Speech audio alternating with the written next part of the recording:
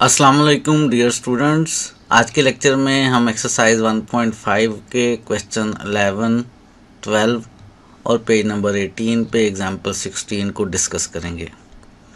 आज आपके लिए एक बेहतरीन ऑफ़र है और वो ये कि क्वेश्चन नंबर 11 मैं करवाऊँगा और क्वेश्चन 12 और एग्जाम्पल आप खुद करेंगे और ऑफ़र आप समझ गए होंगे कि एक के साथ दो फ्री की है। ये बिल्कुल सेम लाइंस के ऊपर किए जा सकते हैं, इसलिए एक मैंने करवाना है और दो आपने करने हैं। स्टार्ट करते हैं आज का लेक्चर।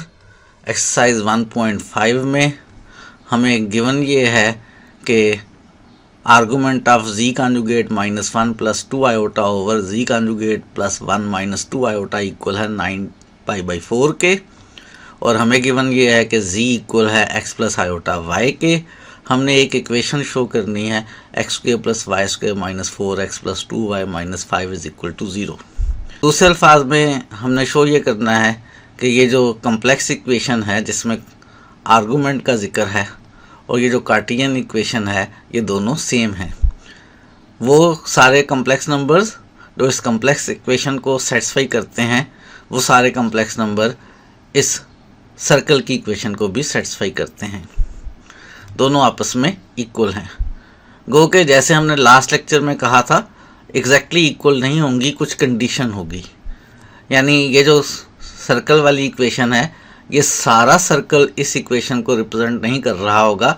इस सर्कल का कोई एक पार्ट, कोई एक पोर्शन इस इक्वेशन को रिप्रेजेंट कर रहा होगा। जो लोग 3 इडियट्स के चुतर की तरह ज़िंदगी गुजारना चाहते हैं वो सिर्फ इस इक्वेशन को बनाएंगे, और जो चीज़ें सीखना लर्न करना चाहते हैं उनके लिए हम आगे भी बढ़ेंगे और ये भी डिस्कस करेंगे कि आखिर इस सर्कल में से कौन सा पोर्शन है जो इस इक्वेशन के इक्विवेलेंट है, यानी सर्कल के कौन से पॉइंट्स हैं जो इस इक्वेशन को सेटिस्फाई कर रहे हैं। और कुछ स्टूडेंट्स ने डिमांड की है कि आप ग्राफ भी बनाकर शो करें कि आखिर ग्राफ का कौन सा पार्ट जो है, इस कर्व का कौन सा पार्ट जो है वो इस इक्वेशन के कम्प्लेक्स नंबर्स को रिप्रेजेंट कर रहा है। तो एंड पे ये काम भी करेंगे।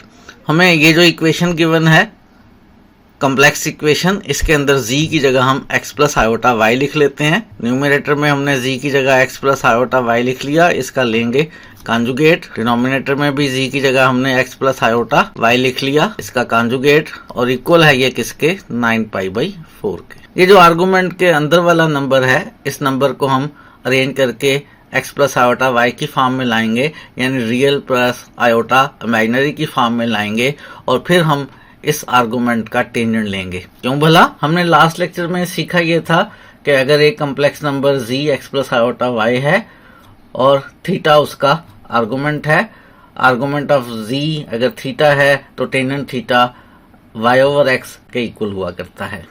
तो इस इक्वेशन को सिंप्लीफाई करेंगे, इसको हम x + आयोटा y की फॉर्म में लाएंगे, फिर इक्वेशन की दोनों साइड्स पर टेंजेंट लेंगे, और टेंजेंट लेने के बाद जो है हम इसको सिंप्लीफाई करेंगे तो ये इक्वेशन बन जाएगी। कंडीशन कैसे ड्राइव करेंगे?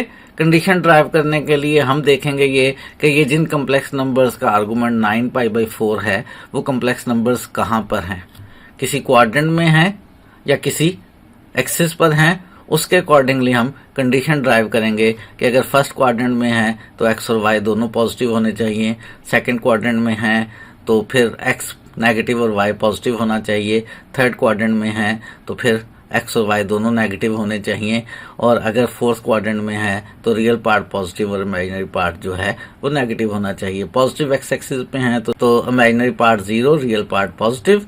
नेगेटिव x एक्सिस पर हैं तो रियल पार्ट नेगेटिव और इमेजिनरी पार्ट 0। इसी तरह आप खुद सोच सकते हैं कि अगर ये कम्प्लेक्स नंबर्स जो हैं ये पॉजिटिव y एक्सिस पर हैं तो क्या कंडीशन होगी। वो कंडीशन बाद में ड्राइव करेंगे, पहले सिंप्लीफिकेशन करनी है हमने।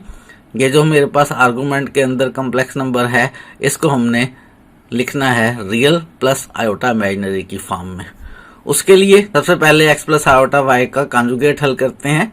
ये मेरे पास x - आयोटा y आ जाएगा, माइनस का 1 + 2 iota as it is. Denominator में भी कॉन्जुगेट हल करते हैं, x + आयोटा y का कॉन्जुगेट x - आयोटा y आ जाएगा। राइट साइड को एज इट इज रहने देते हैं। न्यूमरेटर और डिनोमिनेटर दोनों में हम रियल और इमेजिनरी पार्ट्स को इकट्ठा करते हैं। न्यूमिनेटर में रियल पार्ट x और -1 है और imaginary part minus iota y और प्लस का 2 आयोटा है।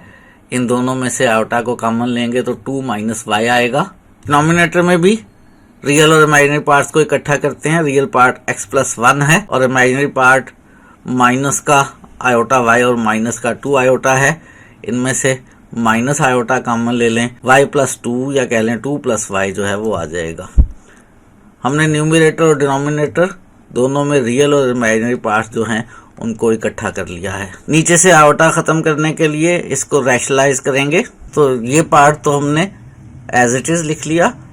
रैशनलाइज करने के लिए जो डिनोमिनेटर में कम्प्लेक्स नंबर है x + 1 माइनस आयोटा y + 2, इसके कॉन्जुगेट से मल्टीप्लाई और डिवाइड करते हैं। डिनोमिनेटर वाले complex number x + 1 minus iota y + 2 के कॉन्जुगेट x + 1 + आयोटा y + 2 से हमने मल्टीप्लाई भी किया है और डिवाइड भी किया है। न्यूमिनेटर में मल्टीप्लिकेशन का अमल करते हैं। x - 1 को x + 1 से मल्टीप्लाई करेंगे, फिर x - 1 को प्लस आयोटा y + 2 से मल्टीप्लाई करेंगे तो प्लस का साइन आ जाएगा, आयोटा आ जाएगा और x - 1 × y + 2 आ जाएगा। माइनस आयोटा 2 - y को x + 1 से मल्टीप्लाई करेंगे तो प्लस आयोटा 2 - y × x + 1 आ जाएगा।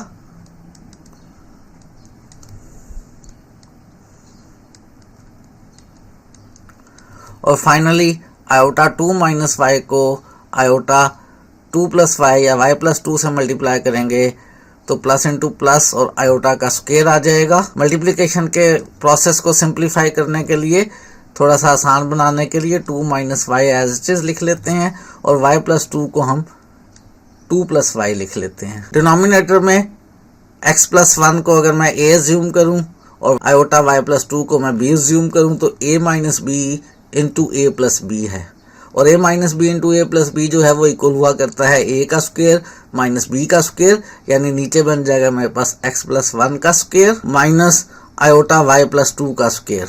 ये हमने आर्गुमेंट के अंदर वाली एक्सप्रेशन को सिंप्लीफाई कर लिया है, यानी जिस कम्प्लेक्स नंबर का आर्गुमेंट लेना है उसको सिंप्लीफाई कर रहे हैं और हम उसे x + आयोटा y की फॉर्म में लाना चाहते हैं। राइट साइड पे = 9π/4 एज इट इज़।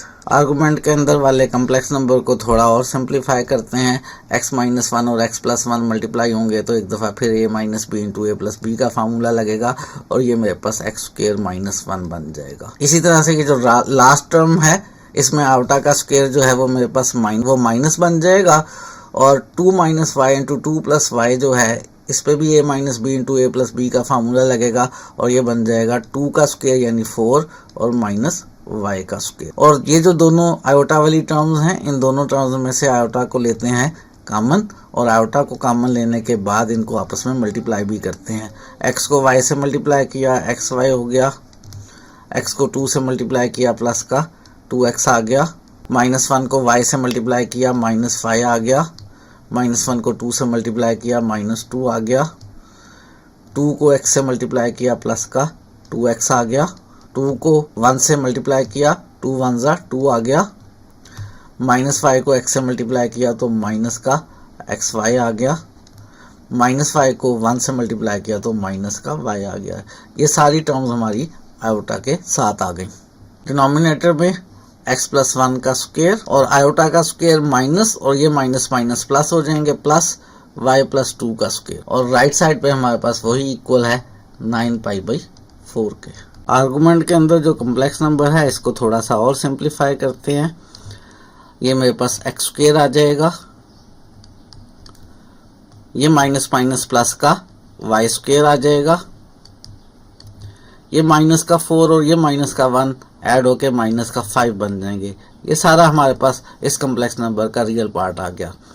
इस रियल पार्ट के नीचे भी लिख लेते हैं हम x + 1 का स्क्वायर प्लस y + 2 का स्क्वायर और जो इमेजिनरी पार्ट है प्लस आयोटा, इसको भी थोड़ा सा सिंप्लीफाई करते हैं। प्लस का xy और माइनस का xy कैंसिल हो जाएंगे, प्लस का 2x और प्लस का 2x प्लस का 4x बन जाएंगे, माइनस का y और माइनस का y माइनस के 2y बन जाएंगे, प्लस का 2 और माइनस का 2 कैंसिल हो जाएगा। डिनोमिनेटर हमारे पास एज इट इज़ इस इमेजिनरी पार्ट के नीचे भी आ जाएगा x + 1 का स्क्वायर प्लस वाई प्लस 2 का स्क्वायर, और ये सारा इक्वल है 9π/4 के। अब हम लेंगे दोनों साइड्स पर टेंजेंट, लेफ्ट साइड पे भी टेंजेंट ले लिया और राइट साइड पर भी हमने इसका टेंजेंट ले लिया। टेंजेंट सॉल्व करेंगे, और टेंजेंट कैसे सॉल्व हुआ करता है, किसी भी आर्गुमेंट ऑफ z का जब आप टेंजेंट लेते हैं तो वो उसके imaginary part over real part के इक्वल हुआ करता है। इसमें इमेजिनरी पार्ट हमारे पास 4x - 2y ओवर x + 1 का स्क्वायर प्लस y + 2 का स्क्वायर है, और रियल पार्ट हमारे पास x² + y² - 5 ओवर x + 1 का स्क्वायर प्लस y + 2 का स्क्वायर है। तो टेंजेंट लेने पे real part over imaginary part आ जाएगा। टेंजेंट लेने पे इमेजिनरी पार्ट ऊपर आ गया और रियल पार्ट नीचे आ गया, और ये इक्वल है हमारे पास किसके भला, ये इक्वल है हमारे पास टेंजेंट 9π/4 के। और टेंजेंट 9π/4 को कैलकुलेटर से हल कर लेंगे। कैलकुलेटर से आप रेडियन मोड में 9π/4 का टेंजेंट डायरेक्ट हल कर लेंगे तो 1 आ जाएगा। और अगर रेडियन मोड में नहीं करना चाहते हैं आप, जैसे कि मैं पहले आपको मशवरा देता रहा हूँ कि डिग्री मोड में कर लें, तो उसके लिए आप पाई की जगह लिखेंगे कितना, पाई की जगह लिखेंगे 180, और 180 को 4 से डिवाइड करेंगे तो हमारे पास 45 आ जाएगा, और 45 को 9 से मल्टीप्लाई करेंगे तो हमारे पास 405 डिग्री आ जाएगा। और जब आप कैलकुलेटर से टेंजेंट हल करेंगे 405 डिग्री का, तो आंसर हमारे पास 1 आ जाएगा। तो टेंजेंट 9π/4 की जगह हमने 1 लिख लिया। अब इस इक्वेशन को हमने करना है सिंप्लीफाई, और हमारा जवाब आ जाएगा। न्यूमरेटर और डिनोमिनेटर में हमारे पास जो डिनोमिनेटर है, न्यूमरेटर और डिनोमिनेटर में जो डिनोमिनेटर है वो सेम है, वो हमारे पास कैंसिल हो जाएगा। बाकी एक्सप्रेशन को हम करते हैं सिंप्लीफाई। ऊपर आ गया हमारे पास 4x - 2y, और डिनोमिनेटर में हमारे पास x² + y² - 5 आया। उसको राइट साइड पर ले आते हैं, 1 के साथ मल्टीप्लाई हो जाएगा, x² + y² - 5। और हमें जो आंसर निकालना है वो आंसर तकरीबन आ गया है।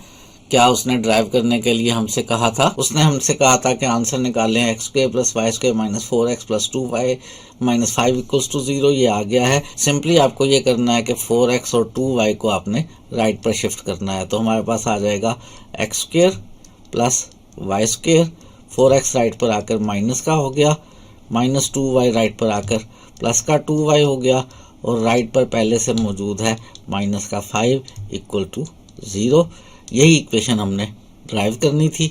वो इक्वेशन जो उसने दी हुई थी, argument of z conjugate -1 + 2 iota over z conjugate +1 - 2 iota equal है 9π/4 के, उसको कार्टेशियन फॉर्म में कन्वर्ट किया तो ये हमारे पास आंसर आया है। यही करना चाहते थे। लेकिन जब भी हम आर्गूमेंट की बात करते हैं, उससे जब हम कार्टेशियन इक्वेशन बनाते हैं तो उस कार्टेशियन इक्वेशन के सारे पॉइंट्स गिवन इक्वेशन को सेटिस्फाई नहीं कर रहे होते।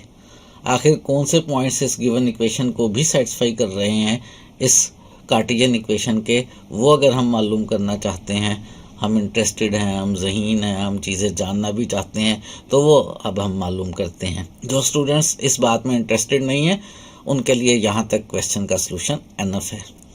लेकिन जैसे जैसे दुनिया बदल रही है, पाकिस्तान में भी तब्दीलियाँ आ रही हैं। आइंदा आने वाले दिनों में रिस्ट्रिक्शन लग जाए कि पेपर ज़रूरी नहीं है कि सारा का सारा बुक में से आएगा, बुक के बाहर से भी क्वेश्चन आए जा सकते हैं, कंसेप्चुअल चीज़ें आएंगी, तो फिर आपको ये चीज़ें जानना बहुत ज़रूरी हो जाएगा। इन कमिंग फ्यूचर आपको ये चीज़ें सीखना पड़ेंगी। अब हम बात करते हैं कि आखिर कंडीशन साथ में क्या हैं। हमारे पास जो कम्प्लेक्स नंबर जिसके आर्गूमेंट की बात हो रही है, उसका आर्गूमेंट 9π/4 है। ये 9π/4 आखिर कहाँ बनता है? अगर हम इसको डिग्रीज में देखें तो 405 डिग्रीज बन रहा है। 405 डिग्री जो है वो किस जगह लाई करेगा, कहाँ पर लाई करेगा? अगर पूरी एक रोटेशन ले लें तो हमारे पास बनता है 360 डिग्री। 360 डिग्री में कितना ऐड करें कि 405 डिग्री आएगा, मज़ीद 45 डिग्री ऐड करेंगे इसमें 305 में, तो ये बनेगा 405 डिग्री। इसका मतलब है ये कम्प्लेक्स नंबर्स कहाँ पर हैं? ये कम्प्लेक्स नंबर फर्स्ट क्वाड्रेंट में हैं, और फर्स्ट क्वाड्रेंट में हमें मालूम है कि एक्स कोऑर्डिनेट भी पॉजिटिव हुआ करता है और वाई कोऑर्डिनेट भी पॉजिटिव हुआ करता है। रियल पार्ट भी पॉजिटिव होगा और इमेजिनरी पार्ट भी पॉजिटिव होगा। यहाँ पे ये जो कम्प्लेक्स नंबर जिसके आर्गूमेंट का हमने टेंजेंट लिया था, उसके रियल और इमेजिनरी पार्ट्स की बात करें तो imaginary part 4x - 2y over this expression है, और real part x² + y² - 5 1.5 over this expression है और इन दोनों पार्ट्स को पॉजिटिव होना चाहिए। इन दोनों रियल और इमेजिनरी पार्ट्स के डिनोमिनेटर वाली वैल्यू जो है वो तो कभी भी नेगेटिव नहीं है। न्यूमरेटर वाली वैल्यू जो है वो पॉजिटिव होनी चाहिए। यानी हम यहाँ पे रिस्ट्रिक्शन लगाएंगे कि हमारे पास जो x square plus y square minus 5 है इसको ग्रेटर देन 0 होना चाहिए। और हम रिस्ट्रिक्शन लगाएंगे कि हमारे पास जो 4x माइनस 2y है उसको हमारे पास ग्रेटर देन 0 होना चाहिए। 4x minus 2y greater than 0 में से अगर हम 2y उधर ले जाएं और 2 से डिवाइड कर दें तो 2x must be greater than y। और इन दो कंडीशंस को लिखने की ज़रूरत नहीं है।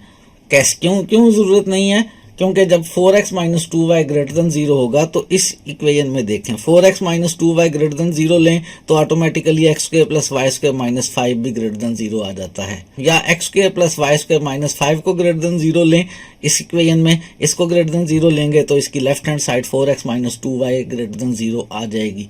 तो इन दोनों कंडीशंस को लिखने की ज़रूरत नहीं है। इन दोनों कंडीशंस में से कोई एक कंडीशन लिख लें तो एनफ है। तो फाइनल सोल्यूशन हमारे पास क्या आया? फाइनल सोल्यूशन आया हमारे पास ये वाली इक्वेशन और साथ में ये वाली इनइक्वालिटी। इन दोनों के इंटरसेक्शन में जो कर्व बनेगी उस कर्व के सारे पॉइंट्स जो हैं वो इस गिवन इक्वेशन के भी पॉइंट्स होंगे। उसके अलावा जो इंटरसेक्शन में नहीं है वो पॉइंट्स इस गिवन इक्वेशन के नहीं होंगे, वो इस सर्कल के पॉइंट्स तो ज़रूर होंगे। स्टूडेंट्स ने डिमांड की थी कि हमें पिक्चर भी बनाकर दिखाएं, तो आपको पिक्चर भी दिखाते हैं इस दफ़ा। तो पिक्चर देख लें, आपके सामने है x square plus y square minus 4x plus 2y minus 5 is equal to 0। ये रेड वाला सर्कल है हमारे पास। और हमने दो कंडीशन में से कहा है, एक ही कंडीशन लिखना काफ़ी है। 2x ग्रेटर देन y जो है ये मेरे पास जो पर्पल कलर का शेडेड हाफ प्लेन है, ये वाला शेडेड हाफ प्लेन है। ये रेड वाला सर्कल है। 2x ग्रेटर देन y जो है ये पर्पल वाला शेडेड हाफ प्लेन है।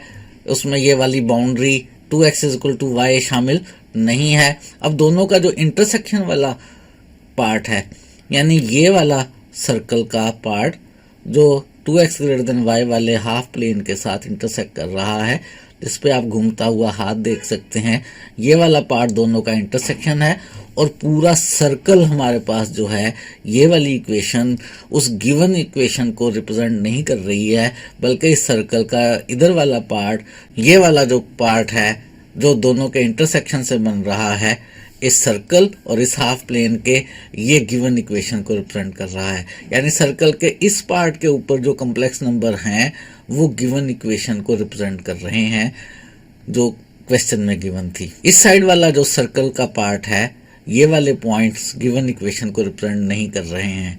पूरा सर्कल ये है और अगर साथ में ये रिस्ट्रिक्शन लगा दें कि 2x ग्रेटर देन y है तो फिर इस साइड वाला सर्कल का ये वाला पार्ट जो है ये हमारा फाइनल गिवन इक्वेशन को रिप्रेजेंट करते हुई इक्वेशन है। तो दोनों के इंटरसेक्शन से बनने वाला कर्व का ये वाला पार्ट, सर्कल का ये वाला पार्ट हमारे पास वो पार्ट है जो गिवन इक्वेशन को रिप्रेजेंट कर रहा है। तो हमने सॉल्व किया है एक्सरसाइज में से क्वेश्चन नंबर 11 को, और इसी तरह से मैंने आपको बताया हमारे पास एक्सरसाइज में क्वेश्चन नंबर 12 है।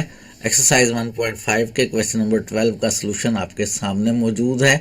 वो ये वाली इक्वेशन है, लेकिन इस इक्वेशन के सारे पॉइंट्स नहीं, इस इक्वेशन के वो पॉइंट्स जो इस वाले सर्कल से बाहर हैं। फिगर आप खुद ड्रा कर देख लें। रिस्ट्रिक्शन भी निकाल दी है मैंने और इक्वेशन भी निकाल दी है। प्रोसेस सारा वही है। ये जो हमारे पास गिवन इक्वेशन थी कि दो कॉम्प्लेक्स नंबर्स के आर्गुमेंट्स के डिफरेंस को इक्वल टू 2 दिया हुआ था, हमने इसमें प्रॉपर्टी यूज़ की है कि argument of z1 minus argument of z1 जो है वो इक्वल हुआ करता है argument of z1 over z2 के। ये जिस कम्प्लेक्स नंबर के आर्गुमेंट की बात हो रही है इसको हमने अरेंज किया है x प्लस आयोटा y की फॉर्म में, और फिर हमने दोनों साइडों पर टेंजेंट ले लिया है। इस सोल्यूशन में थोड़ा सा फर्क है, उसमें ये जो डिनोमिनेटर में x प्लस 2 का स्क्वायर प्लस y प्लस 3 का स्क्वायर आ रहा है इसको इग्नोर कर दिया है।